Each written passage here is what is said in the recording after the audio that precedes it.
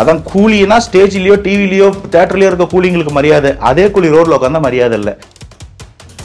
நடுராத்திரியில கலைஞரை அரெஸ்ட் பண்ண போது தமிழகமே கொந்தளிச்சது இல்லை. பொம்பளைங்களை ஏங்க ஆம்பளைங்க மேன் ஹேண்ட்லிங் பண்றீங்கன்ற கதறல், சுதந்திர தினம் இதுக்குதானான்ற கதறல், ஜெய் பீம்ன்ற அலறல்.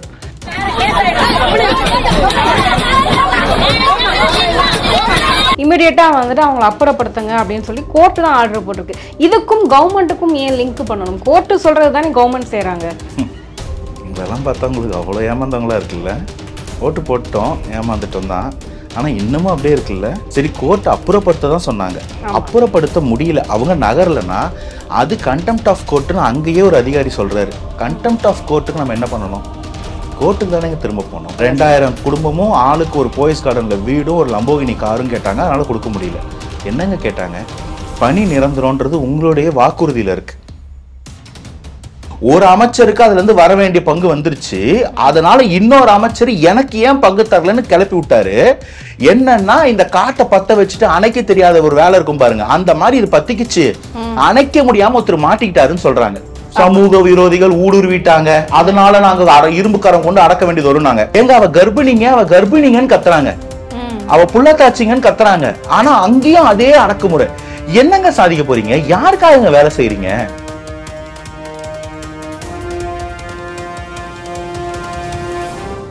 ஜாம்பவா நேயர்களுக்கு வணக்கம்.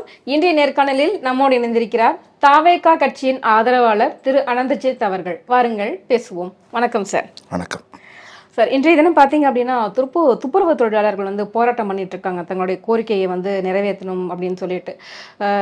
இம்மிடியட்டாக இப்போ வந்து அரசு என்ன பண்ணியிருக்காங்க அப்படின்னா அவங்கள வந்துட்டு அப்புறப்படுத்தி கைது பண்ணணும் அப்படின்னு சொல்லியிருக்கிறாங்க. இந்த கைதையும் அப்புறப்படுத்துதலையும் நீங்கள் எப்படி பார்க்குறீங்க? இதோட ஒரு ஜனநாயக படுகொலை இருக்கவே முடியாதோ அப்படின்ற கேள்வி தான் எழுது. இது முதல் தடவை இல்லை. அரசாங்கங்கள் வந்து பொதுமக்கள் மேலேயோ எளியோர் மேலேயோ வந்து வன்முறையை கட்டவிழ்த்துடுது இது முதல் முறை இல்லை. எனக்கு பேசிக்காக சில கேள்விகள் இருக்குது. முதல்ல அவங்கெல்லாம் யார்? தீவிரவாதிங்களா? இல்லை அவங்க தான் போராட்டம் பண்ணுறாங்கன்னா அவங்க எதுக்காக போராட்டம் பண்ணுறாங்க? சரி, எண்ணெயிலேருந்து போராட்டம் பண்ணுறாங்க, சரி கோர்ட் டைரக்ஷன் படி அவங்கள அங்கேருந்து அப்புறப்படுத்தணும். எப்போ பண்ணணும்? யார் எச்சு யாரை அரெஸ்ட் பண்ணணும்? நடுராத்திரியில் கலைஞரை அரெஸ்ட் பண்ண போது தமிழகமே கொந்தளிச்சது இல்லை. உங்கள் அப்பா கலைஞரை அரெஸ்ட் பண்ண போது தமிழகமே கொந்தளிச்சோம்ல. அப்போ நான் 4வது 5வது படிச்சுட்டு இருந்திருப்பேன். எல்லாரும் சேர்ந்து தானே குரல் கொடுத்தோம், அநியாயத்தை எடுத்து குரல் கொடுத்தோம். அடுத்த 2004 2006 தேர்தலையும் அதனால தானே அதிமுக தோக்கடிச்சோம். இன்னைக்கு அதே மாதிரியான ஒரு வன்முறையை நள்ளிரவில் அவ்வளோ பெண்கள் இருக்கிறாங்க.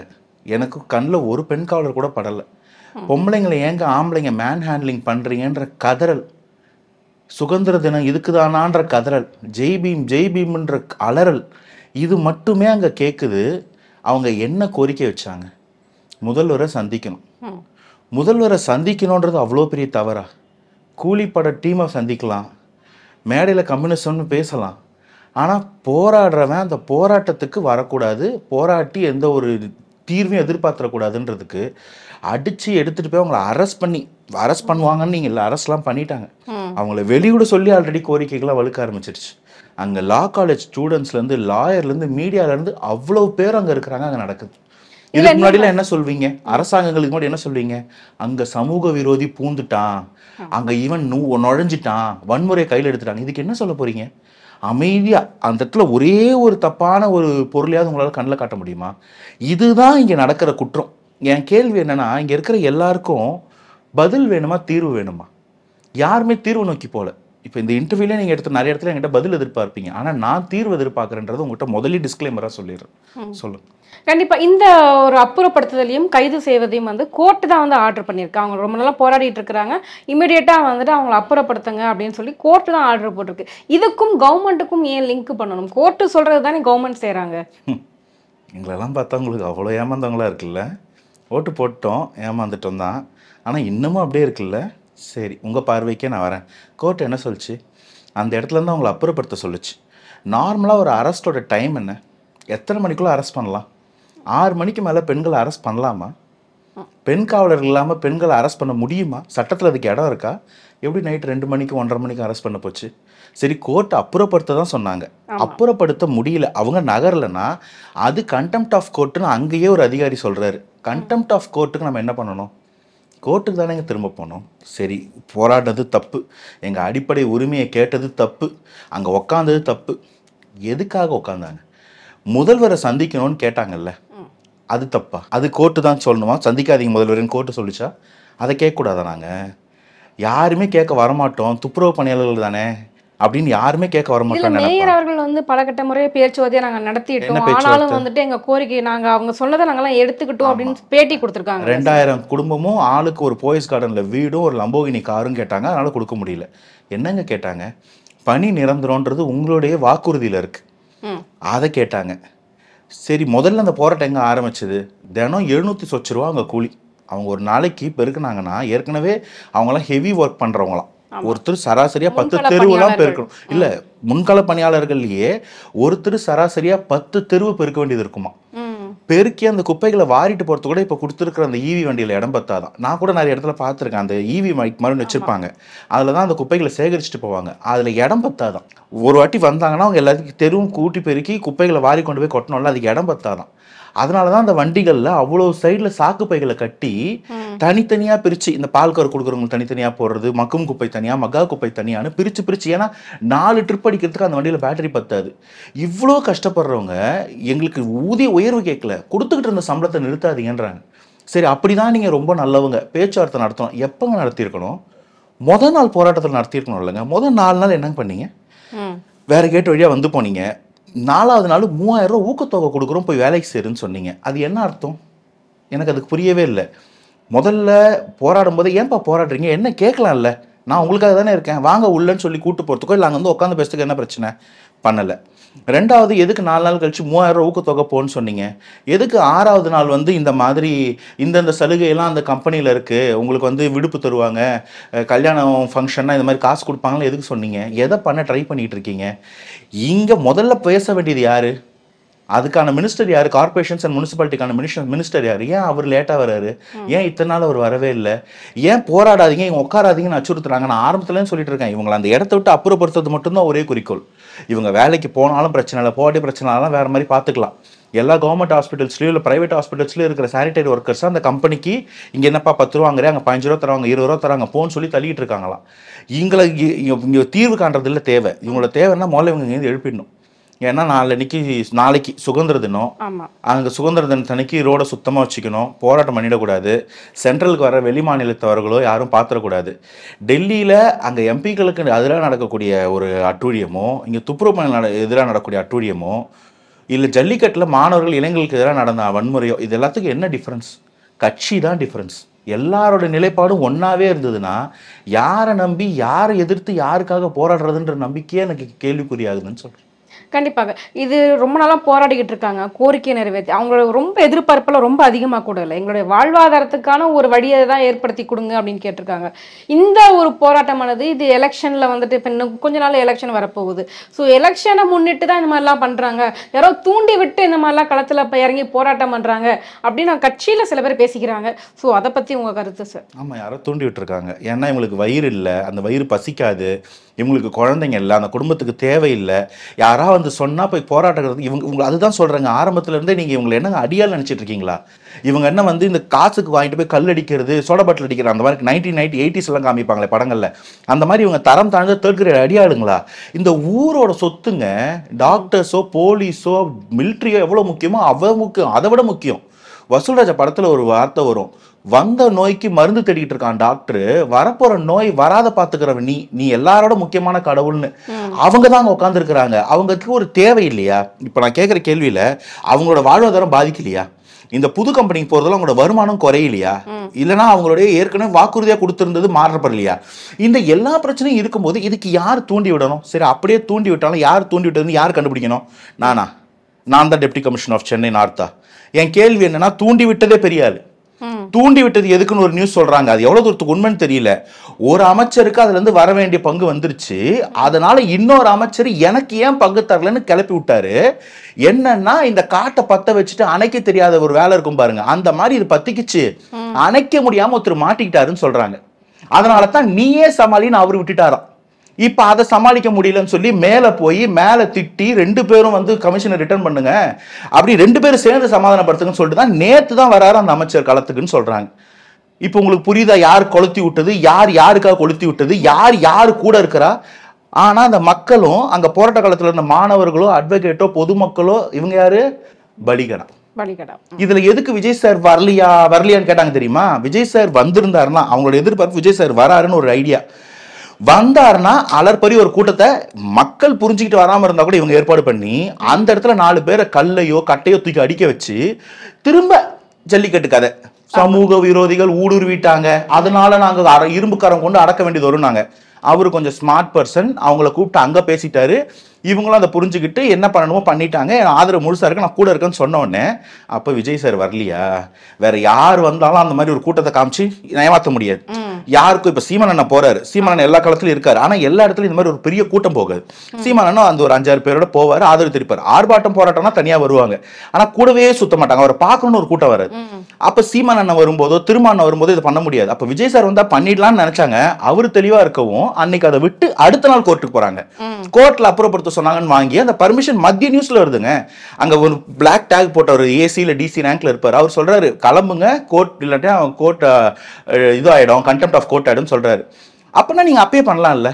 ஏன் அப்ப பண்ணலன்னா பொதுமக்கள் பார்ப்பாங்க, பொதுமக்கள் மொபிலைஸ் ஆயிடுவாங்க. ஆகக்கூடாது, விடு, நைட் வரைக்கும் ஆகட்டும், கலைஞரை அடைச்ச மாதிரியே கலைஞர் கொண்டு போய் அரெஸ்ட் பண்ண மாதிரியே ஒன்று பண்ணுவோம்னு சொல்லி பண்ணி அத்தனை பஸ்ல பெண்கள். ஒரு பொண்ணு எனக்கு அந்த இடத்துல ஒரே ரக்கஸா இருக்கு, ஆடியோ கிளியரா புரியல. ஏங்க அவ கர்ப்பிணிங்கன்னு கத்துறாங்க, அவ புள்ளத்தாச்சிங்கன்னு கத்துறாங்க. ஆனா அங்கேயும் அதே அடக்குமுறை. என்னங்க சாதிக்க போறீங்க? யாருக்காக வேலை செய்யறீங்க? எண்ட் ஆஃப் தி டே உங்களுக்கு சம்பளம் கொடுக்கறது நாங்க பொதுமக்கள், அவங்க கட்டின வரி.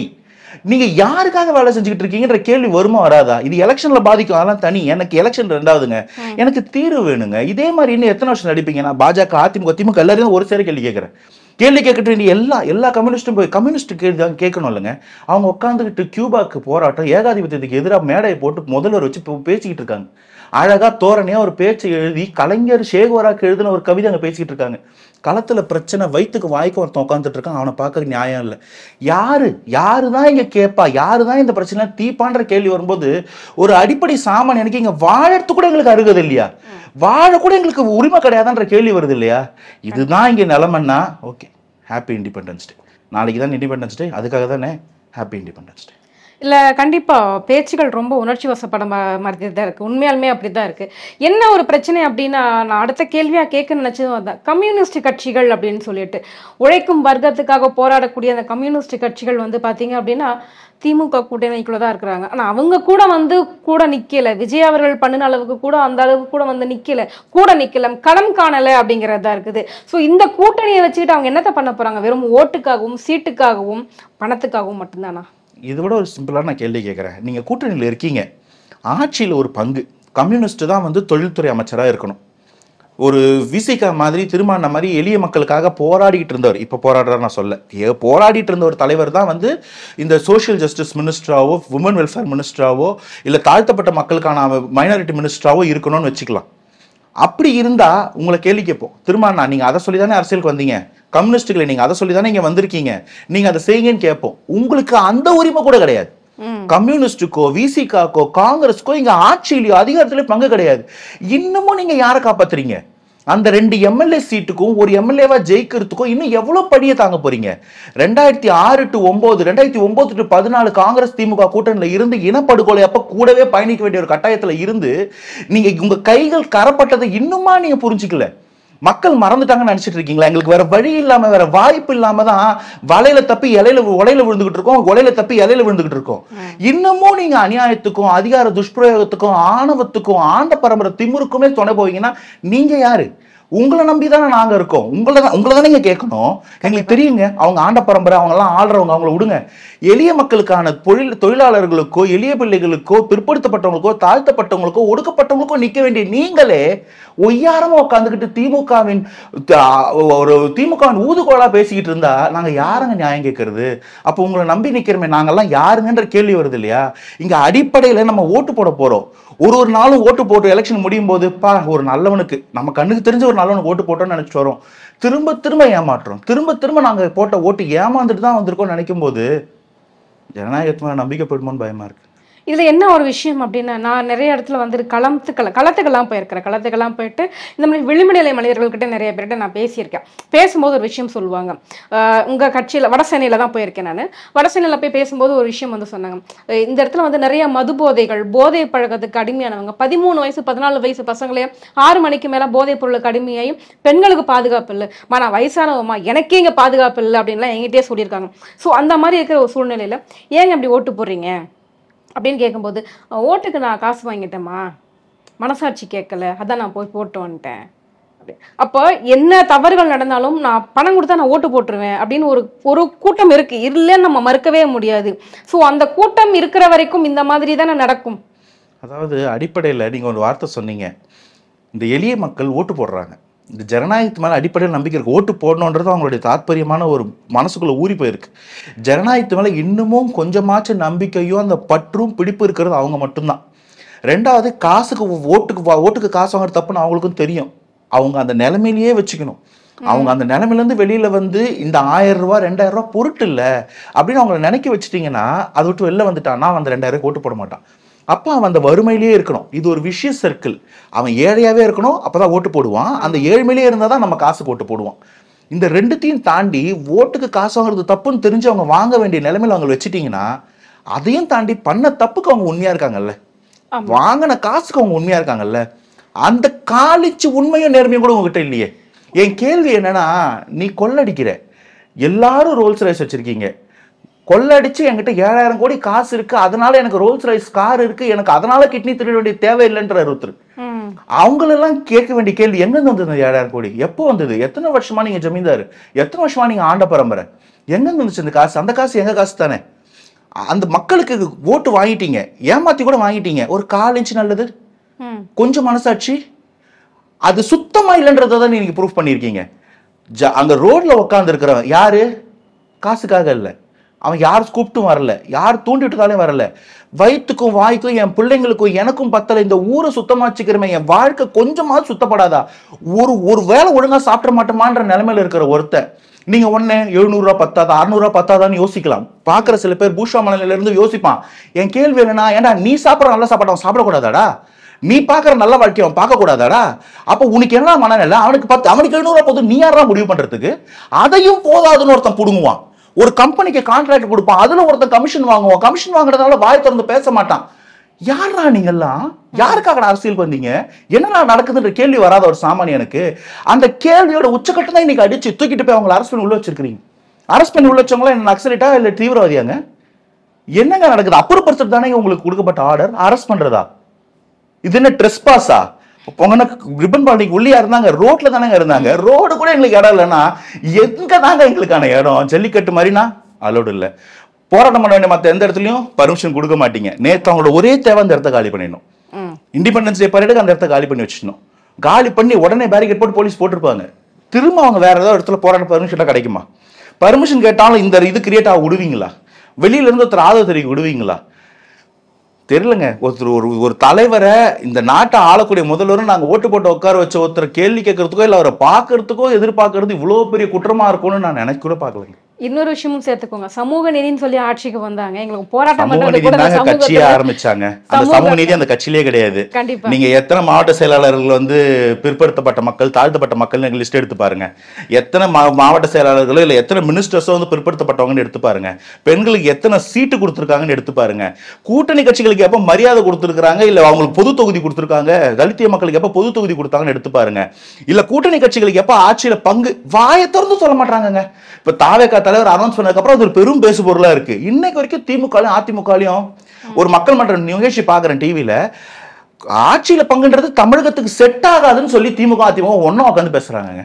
எதிர்பக்கம் தான் வந்து விசிகா தாவேகாலாம் உட்காந்து ஆட்சியில பங்கு தமிழகத்துக்கு சாத்தியம் பேசிக்கிட்டு இருக்கிறாங்க.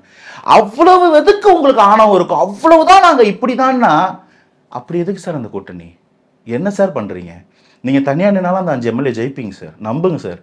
நாங்க உங்க மேல வைக்கிற நம்பிக்கை நீங்க உங்க மேல வைக்க மாட்டீங்களா? தம்மா துண்டு பிளேடு மேல வைக்கிற நம்பிக்கை உன் மேல வை, ஜெயிக்கலாம். கண்டிப்பாக. ஒரு பிரஜையாக நான் உங்ககிட்ட கேட்கணும்னு நினைச்ச கேள்வி, மேயர் பிரியா அவர்கள் என்னதான் செய்து கொண்டிருக்கிறார்? இவ்வளவு கலைவரம் நடக்குது, இவ்வளவு பிரச்சனை நடக்குது, போராட்டம் நடக்குது, அவங்க என்னதான் செஞ்சுக்கிட்டு இருக்கிறாங்க? பெருமளவுல அவர் பேச்சே வெளியே வர மாட்டேங்குது. யார் பேச்சுமே தான் வரல. முதல்வர் என்ன பண்ணுறாருன்னு கேட்கணும். நான் முதல்வர் தான் அங்கே இருக்கக்கூடிய டாப் பவராக பார்க்குறேன். முதல்வர் வந்து கூலிப்பட டீமோட உட்காந்து பேசிகிட்டு இருக்கிறாருன்னு சொல்கிறாங்க. அவங்க கூட ஃபோட்டோ போட்டிருக்காருன்னு சொல்கிறாங்க. அதான் கூலினா ஸ்டேஜ்லேயோ டிவிலையோ தேட்டர்லேயோ இருக்க கூலிங்களுக்கு மரியாதை, அதே கூலி ரோட்டில் உட்காந்தா மரியாதை இல்லை. நீங்கள் மூலவருக்கே இதுதான் நிலமைன்னா அதுக்கு கீழே இருக்கக்கூடிய அமைச்சர்களையோ மேயரையோ கவுன்சிலரையோ நான் எங்கே போய் கேட்குறேன்? ஹையரார்க்கியில் முதல் வழி சரியாக இருந்தால் முற்றும் சரியாக இருக்கும். முதல் கோணல் முற்றும் கோணல் தான். யாரை போய் எங்கே தேட சொல்கிறீங்கன்றேன். ரோட்டில் உட்காரவே எங்களுக்கு பர்மிஷன் கிடையாது. அடிச்சு திருப்பி பஸ்ஸில் தள்ளி எத்தனை பேர் மயக்கம் போட்டாங்க, எத்தனை பேருக்கு என்ன காயன்னு கூட தெரியல. அவங்க உள்ளே எங்கே இருக்கிறாங்க, என்ன நிலைமையில் இருக்காங்கன்னு கூட தெரியல. குடும்பத்தார் கூட அவங்களால கான்டாக்ட் கூட பண்ண முடியலையா. ஸோ அந்த நிலைமையில் அவங்கள வச்சிருக்கும் போது நான் யாரன்னு கேள்வி கேட்கறது? ஒட்டுமொத்தமாக மாற்றணும். அந்த மாற்றம் மட்டும்தான் எல்லாத்தையும் சரி பண்ணணுன்றது மட்டும்தான் புரியுது. அதுக்கான வழி தான் தேடிட்டு இருக்கேன். எங்கள் கேள்விகளுக்கெல்லாம் ரொம்ப சிறப்பாக பதில் சொன்னீங்க சார். ரொம்ப நன்றி. Thanks for having me.